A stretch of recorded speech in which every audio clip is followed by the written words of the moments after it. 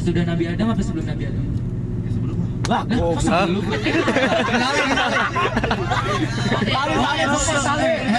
Hey, chill bro.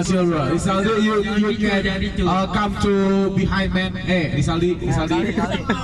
Risaldi. kenapa gue respon ya? Risaldi, you Kenapa can gue sit respon in ya? the Ini nggak apa vibes-nya kayak siksa kubur ya. Begini ya. Risaldi, gue kasih minyak ke Risaldi apa ya? Jangan. Michael guna dibikin aja kali ya. Jangan. Michael dari belakang. Michael dia nggak pernah oroki gitu nggak apa-apa. Oke. Di sini gue bakal kasih mic-nya ke Risaldi. Asia mau bantu? Ketuanya Michael. Butuh bantuan? Ketua Risaldi butuh bantuan? Ketua Rokris Michael. Hah? Ketua Rokris Michael. Ketua Rokris Michael, tanya aja. Ketua Rokri orang kayak gini. Michael ketua Rokris. Iya. Hancur anjing. Masih lanjut. Nah, Michael bal. Kita Bego anjing. kita berbincang ringan. Isa lebih daripada Adam anjing. Maksudnya lebih duluan anjing. Ini gue pengen ngomong. Tadi lu ngomong katanya Adam lebih dulu. Tapi sekarang Yesus sebelum Adam. Yes. Jadi yang benar yang mana? Lu jangan Enggak, ini jangan kekerasan, santai. Saya not respon. Saya nggak respon. Gue nggak boleh minta bantu nama Risaldi, nggak boleh. Ini gimana? Jadi duluan Nabi Adam sama Yesus. Itu Nabi Adam. Duluan Nabi Adam. Berarti Yesus udah Adam. Nah, berarti si Yesus itu lahir di apa ya? Maksudnya Batu anjing. maksudnya Yesus itu berarti kan sudah Nabi Adam. Dia lahir tuh. Iya, Bunda Maria dia. Lahir sama Bunda Maria tanpa seorang suami. Terus Yesus dianggap jadi Tuhan karena apa? Kan nggak nikah. Cuma tunangan doang. Dianggap jadi Tuhan. Enggak.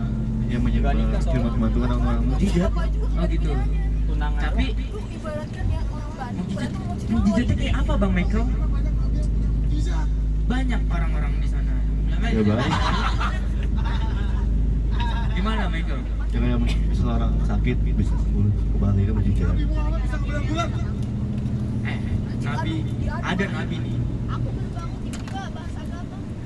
Ini nggak ada yang Hindu juga, Pak? Ini Kal, kenapa lu nggak mengakui Nabi Muhammad SAW sebagai nabi? Waduh. Karena kalau setahu gua di agama Kristen tuh berarti di Nabi Isa doang kan ya? Iya bisa. Kita akhiri debat hari ini. Kita sebenarnya sama rata, Cok. Nggak boleh gitu anjir. Kita bineka tunggal ika. Beda-beda tetap satu.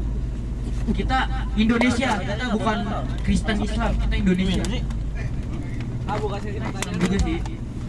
Oke, di sini kita maksudnya pembahasannya yang ini ya, apa maksudnya kita di sini ini apa ya? Kan Indonesia Bogor, Kita Bandung, sejarah. iya, Sejarah. Ganti topik lagi. Sejarah. Siapa yang di sini? Konghucu, Islam, Michael. ada beberapa agama. Michael. Sejarah Indonesia. Masuk ke Apa dia topik. tahu? Masuk Apa topik. itu? Risaldi pintar sejarah. Demi Tuhan. Risaldi. Kalau Risaldi, oke, Mahera. Tadi. Well, Risaldi sis. Yo. Risaldi mau nanya dong. Risaldi, okay, you want to ask something to Risaldi, right? Yes. Alright. This is your. Assalamualaikum warahmatullahi wabarakatuh. Waalaikumsalam warahmatullahi Nama saya wabarakatuh. Izwar dari 1212. Saya ingin bertanya, Indonesia tuh terbentuk seperti apa awalnya? Apakah dari kerajaan atau dari apa? Coba diceritain dari awal. Biar pada tahu. Sebenarnya Indonesia itu memang terdiri dari berbagai kerajaan. Risaldi kencengin lagi dong, kencengin. Namun setelah datangnya bangsa Eropa, kerajaan-kerajaan tersebut mulai menghilang satu persatu. Waduh. Karena apa? Karena kolonialisme itu menghancurkan kerajaan-kerajaan yang ada di Indonesia. Karena nggak mau kerja sama ya? Ya, dan juga politik adu domba yang dilakukan oleh Belanda. Coba sekarang tanya Pak Sofian. Mau nanya dulu dong. Emang Indonesia dijajah sampai bertahun-tahun berapa ribu tahun? 350. 360 tahun. 350 itu sebenarnya bukan Indonesia. Namanya apa? Itu masih wilayah Nusantara yang masih terdiri oleh Kerajaan Mataram, Kesultanan Yogyakarta, Kasunanan Surakarta. Oke. Terus ini Saldi, dulu tuh kan ada Gajah Mada ya? Ya. Majapahit. Ya. Sorry. Ada itu ya UGM ya? Cira. Majapahit katanya tuh pas zamannya Majapahit, semua Asia tuh nyatu. Emang bener? Terus setelah runtuhnya Majapahit jadi pada bubar. Sebenarnya kerajaan Majapahit itu luasnya bukan dalam satu pemerintahan sendiri. Kerajaan Majapahit itu sama seperti Inggris sekarang di masa persemakmuran, di mana kerajaan Majapahit itu mengatasi berbagai kerajaan yang ada di Asia Tenggara. Jadi walaupun mereka ekspansi ke Malaysia, Thailand, mereka masih punya kerajaan-kerajaan masing-masing, tapi mereka tetap mengirimkan pajak ke Majapahit. Seperti itu. Baik, terima kasih Rizaldi. Terus ini Saldi, Indonesia tuh kan terkenal kaya rempah-rempahnya kan. Ya. Terus kenapa nih bangsa Indonesia ngejual rempah-rempahnya ke bangsa asing kayak bangsa asing. Contohnya tuh kayak Eropa gitu. Kenapa Saldi? Karena sebenarnya itu adalah paksaan dari orang-orang Eropanya sendiri. Oh, dipaksa gitu. Iya. Emang iya soalnya. Iya, karena Kalau nggak mau nurutin gimana? kalau nggak nurutin, contoh aja satu pulau yang di dekat Maluku itu sampai dibantai-bantain itu. Oh gitu. Ya. Jadi sebenarnya itulah awal mulanya perlawanan-perlawanan yang ada di kerajaan-kerajaan Nusantara. Terus ini Rizaldi, Indonesia tuh kalau nggak dijajah, dia bakal jadi apa sih? Apakah jadi negara kesatuan Republik Indonesia? Atau gimana? Indonesia kalau nggak dijajah, Motif. masih terdiri dari berbagai kerajaan. Jogja berdiri sendiri, Surakarta berdiri sendiri, Mataram berdiri sendiri, Kesultanan Banten masih berdiri. Semuanya itu sudah berubah ketika memang datangnya bangsa kolonial dan diawali oleh pergerakan nasional. Rizaldi mau nanya nih, saya Kelas berapa kak? Rafif Gifari dari 1.2 Kelompok berapa?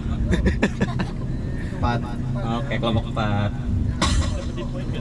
Kalau semisalnya Aidit di vote oleh negara Indonesia untuk menjadi pemimpin di negara Indonesia, bakal apa yang bakal terjadi di Indonesia Ada dua 10 kemungkinan. tahun ke depan?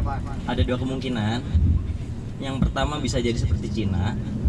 Yang kedua bisa jadi seperti Korea Utara. Tapi kebanyakan tuh negara komunis itu lebih maju. Kenapa tuh Saldi? Kenapa kita ngambil negara Enggak komunis? juga sih. Sebenarnya kebanyakan negara komunis itu justru sekarang udah runtuh. Oh gitu. Contohnya kayak Uni Soviet yang dulunya sangat luas, sekarang misalkan wilayah Rusia sendiri. Tapi Cina korup, dia jadi Cina itu maju karena mereka tidak terlalu terikat dengan komunisme, tapi juga dengan liberalisme. keinginan untuk bebas. Ya. Liberal itu keinginan untuk bebas. Betul. Kalau korut dia kayaknya Korea Utara itu masih kental sekali dengan komunisme dan didukung oleh pemerintah yang otoriter. terus Dan juga isolasi diri mereka. Sebenarnya kalau kita lihat ke sana itu teknologi mereka dan ekonomi mereka itu justru paling tertinggal. Seperti rakyat yang kelaparan, lalu juga miskinan, orang-orangnya kurus-kurus. Bisa dilihat di YouTube. Jadi seperti itu. Nggak semuanya komunis itu maju dan nggak semuanya komunis itu mundur. terus gimana nih Saldi, misalnya ideologi bangsa kita diganti ideologi komunis, setujukah Anda? Berat. Aduh, berat. Lo. Iya Saldi. Aduh. Sebenarnya Saldi kalau komunis jujur apa, tergantung Saldi? pemimpin yang akan mengatur negara ini.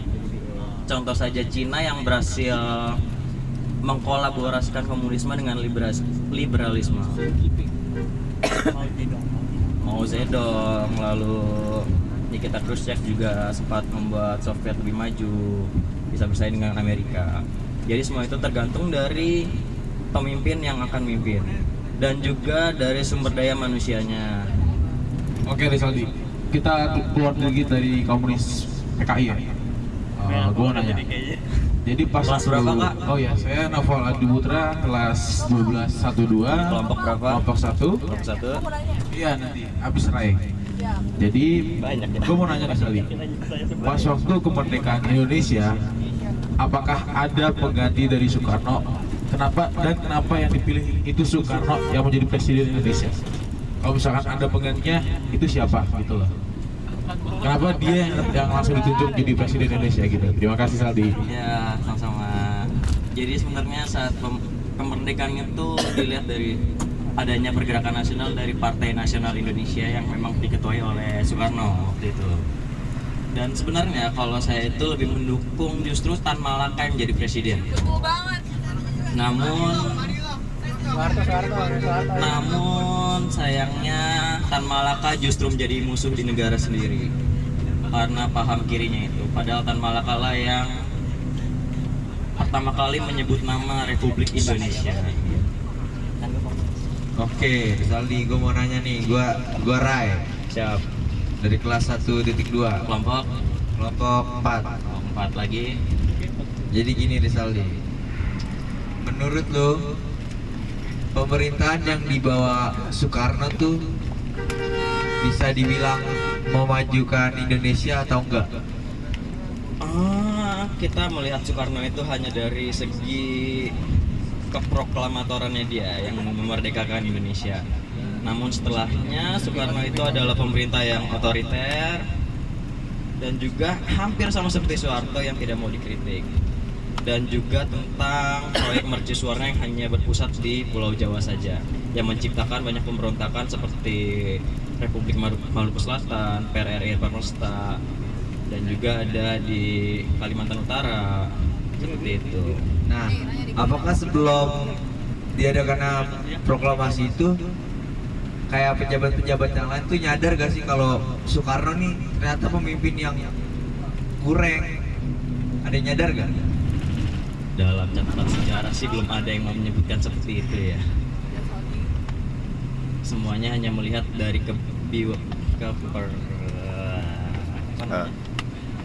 Rizaldi, saya Dava dari kelas 12 kelompok 6 mau bertanya. Bentar, ingat-ingat dulu, tadi lupa. Poinnya udah numpuk banyak itu, ganti. Oke, Rizaldi, gue balik lagi nama gue nama gue Novel Adi Putra. Oh ini deh, apa yang mendasari invasi ke Timur? Invasi ke Timur tahun 1979. Iya. Saat Indonesia di bawah pemerintahan Soeharto Betul. menginvasi Timur yang waktu itu baru merdeka dari Portugis. Sebenarnya latar belakangnya itu adalah partai komunis yang ada di Timor Leste. Itu masih bagian dari ambisinya Soeharto untuk menghapuskan komunisme dari wilayah-wilayah yang dekat oleh Indonesia. Khususnya juga perintah Amerika untuk mengamankan wilayah Timor Leste. Walaupun sebenarnya Timor Leste sudah mau bergabung dengan Indonesia. Oke. Saldi. Hah? Oh iya, gue abis ini lu ya. Ya oke. Gue mau nanya Saldi terakhir dari gue.